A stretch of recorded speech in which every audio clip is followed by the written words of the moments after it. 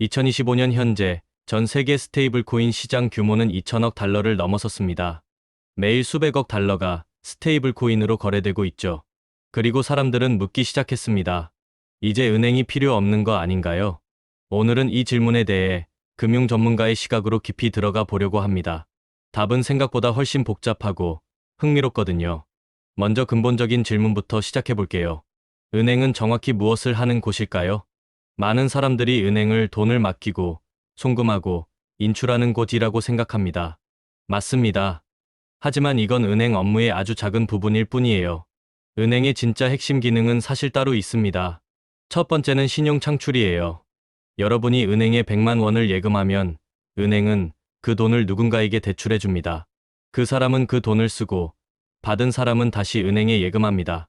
그러면 은행은 또 대출을 해주죠. 이 과정을 통해 최초 100만 원이 경제 전체에서는 500만 원, 1000만 원의 효과를 만들어냅니다. 이게 바로 신용 창출이고 현대 자본주의 경제의 근간이에요. 두 번째는 만기 변환입니다. 은행은 단기 예금을 받아서 장기 대출을 해줘요. 여러분은 언제든 찾을 수 있는 예금으로 맡기지만 은행은 그걸 20년, 30년 주택담보대출로 빌려주는 거죠. 이 마법 같은 변환이 없다면 거의 아무도 집을 살 수 없을 겁니다. 세 번째는 리스크 관리예요. 은행은 누가 돈을 갚을 수 있고 누가 갚지 못할지 평가합니다. 수십 년간 쌓인 데이터와 전문성으로 신용도를 판단하고 리스크를 분산시키죠. 여기서 중요한 포인트가 나옵니다. 스테이블 코인은 이 중 어떤 것도 하지 않아요. 그렇다면 스테이블 코인은 정확히 무엇을 하는 걸까요? 스테이블 코인은 기본적으로 블록체인 위의 달러입니다. USDT든 USDC든 1달러의 가치를 유지하도록 설계된 디지털 토큰이죠. 그리고 이들이 정말 잘하는 게 있어요. 바로 결제와 송금입니다. 예를 들어 볼게요. 한국에서 미국으로 10만 달러를 송금한다고 가정해 봅시다. 전통적인 방식으로는 어떻게 될까요? 먼저 여러분의 은행이 중간은행, 또 다른 중간은행을 거쳐서 SWIFT 네트워크를 통해 미국 은행으로 돈을 보냅니다. 시간은 최소 2에 3일이 걸려요. 수수료는 대략 3에 5%니까 3,000달러에서 5,000달러 정도죠. 그리고 이 과정에서 환율 마진도 붙습니다. 스테이블 코인으로는 어떻게 될까요? 여러분이 한국 거래소에서 USDC를 사서 상대방의 지갑 주소로 전송합니다. 시간은 몇 분이면 돼요. 수수료는 몇 달러 정도. 상대방은 받은 USDC를 미국 거래소에서 즉시 달러로 바꿉니다. 차이가 극명하죠. 이게 바로 스테이블 코인이 은행 업무의 일부를 위협하는 이유예요. 특히 국제 송금이나 결제 인프라에서는 은행이 더 이상 독점적 지위를 누릴 수 없게 됐습니다. 하지만 여기서 재미있는 아이러니가 있어요.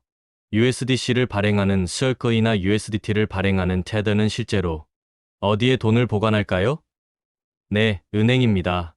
스테이블 코인의 가치를 뒷받침하는 준비금은 대부분 은행 계좌나 미국 국채에 보관돼요. 결국 스테이블 코인은 은행 시스템 밖에 있는 게 아니라 은행 시스템 위에서 작동하는 더 효율적인 레이어인 셈이죠. 그렇다면 미래는 어떻게 될까요? 여기서 가장 중요한 변수가 등장합니다. 바로 규제예요. 2024년과 2025년은 스테이블 코인 규제의 전환점이었어요. 유럽연합은 MiCA라는 포괄적인 암호화폐 규제를 시행했고 미국에서도 스테이블 코인 법안이 논의되고 있습니다. 일본, 싱가포르, 영국도 비슷한 움직임을 보이고 있죠. 이 규제들이 요구하는 것은 뭘까요? 놀랍게도 은행과 거의 비슷한 수준입니다.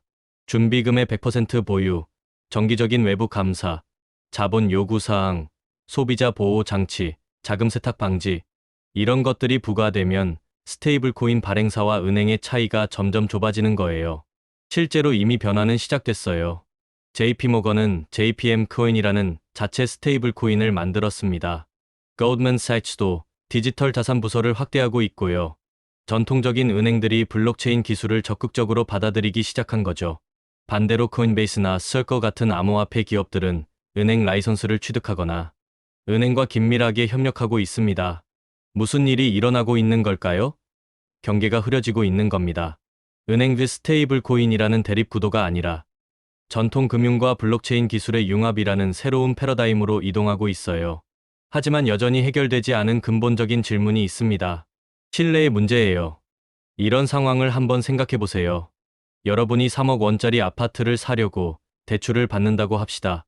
두 가지 선택지가 있어요. 첫 번째는 30년 역사를 가진 은행에 가서 담당자를 만나고 서류를 제출하고 심사를 받는 거예요. 승인되면 계약서에 도장을 찍고 법적으로 보호받는 대출을 받습니다.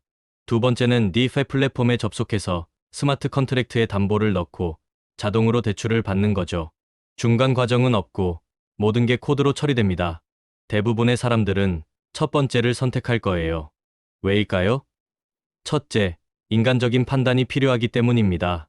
은행 대출 심사는 단순히 숫자만 보는 게 아니에요. 여러분의 직업, 미래 전망, 특수한 상황들을 종합적으로 고려하죠. 스마트 컨트랙트는 이런 걸 못합니다. 둘째, 법적 보호 때문이에요. 만약 문제가 생기면 어떻게 할까요? 은행 대출은 금융감독원에 민원을 넣을 수 있고 법원에 소송을 걸 수 있어요. 하지만 스마트 컨트랙트에 문제가 생기면 코드가 곧 법이라는데 그 코드가 잘못됐다면 어떻게 하죠? 셋째, 예금자 보호 때문입니다. 한국의 경우 5천만 원까지는 예금보험공사가 보호해줘요. 은행이 망해도 여러분의 돈은 안전하죠. 하지만 스테이블 코인 발행사가 망하면 2023년 실리콘밸리 은행 사태 때 USDC가 잠시 디패깅됐던 거 기억나시나요? 이런 이유들 때문에 완전히 탈중앙화된 금융이 전통 은행을 대체하기는 어려워요. 적어도 가까운 미래에는요. 그렇다면 10년 후, 20년 후의 금융 시스템은 어떤 모습일까요? 제가 보는 가장 가능성 높은 시나리오는 하이브리드 금융 시스템입니다. 단순 결제와 송금은 대부분 블록체인과 스테이블 코인으로 처리될 거예요. 국경 간 송금은 몇 초 만에 거의 수수료 없이 이루어질 겁니다. 이 영역에서 전통 은행의 역할은 크게 줄어들겠죠. 하지만 복잡한 금융 서비스는 여전히 은행이 담당할 거예요. 주택담보대출, 기업금융, 프로젝트 파이낸싱, 투자 자문, 자산관리. 이런 것들은 인간의 판단과 전문성이 필요하고 법적 프레임워크 안에서 작동해야 하거든요. 그리고 은행 자체가 변화합니다. 블록체인 기술을 적극 도입해서 내부 프로세스를 효율화하고 스테이블 코인을 발행하거나 활용하며 디지털 자산 관리 서비스를 제공하는 거죠. 동시에 새로운 형태의 금융기관들이 등장할 거예요.